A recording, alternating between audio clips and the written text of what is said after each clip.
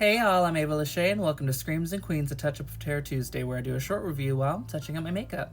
Today we're going to review the 2009 remake of My Bloody Valentine, written by Todd and Zane and directed by Patrick Lussier. Last year, Avery Knight and I reviewed the original 1981 My Bloody Valentine, a Canadian slasher directed by George Mahalka and written by John Beard. That review is still up on YouTube, so be sure to check it out. I want to start by saying that I am a big fan of the original, but I really do love what they did with the remake. This film follows the survivors of a Valentine's Day tragedy at the hands of a pickaxe-wielding maniac named Harry Warden, who'd escaped a mental institution after surviving a mine explosion 1 year prior. 10 years later, one of the survivors, named Tom, returns to his hometown where the tragedy took place. However, his return sparks a series of horrific events as it seems Harry Warden has also returned. But if you want to know how that plays out, you're just gonna have to watch because you know I ain't spoiling it.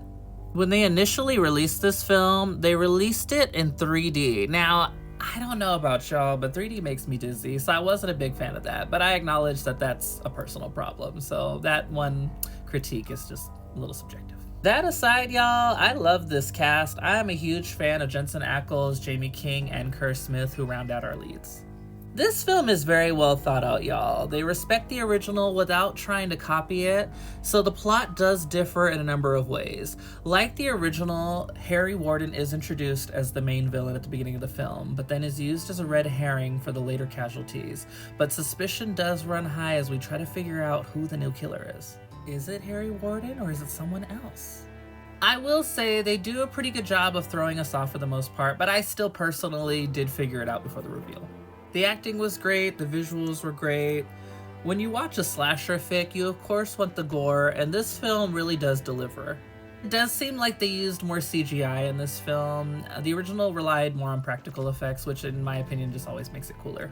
Plus, the scenes were more inventive in the original, but to be fair, that is one of the dangers of remakes. It's hard not to compare, but the remake still did what needed to be done.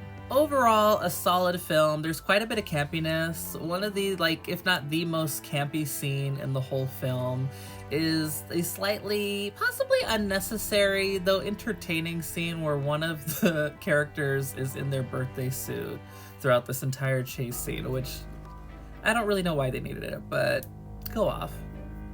The twist was still well executed and is probably one of the strongest parts of this film. I feel the remake lacked the suspense that the original did, but it was just that 80s film style. There's something to it that just made everything feel a little bit more suspenseful. But this film really did succeed in chase scenes and intensity. Of our 7 realms of horror movie hell, I would give this one a 5 for gorgeous, because it's lots of good gore. It's good stuff. I like it. If you haven't seen this film, watch it. If you have seen the film, watch it again.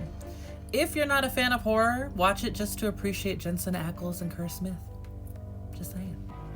This film is available to watch on Prime Video, Freevee, and Tubi. It is also available to rent on Lionsgate and purchase on Amazon. Check it out, let us know what you think, and thank you for joining us on Screams and Queens, a Touch-Up of Terror Tuesday.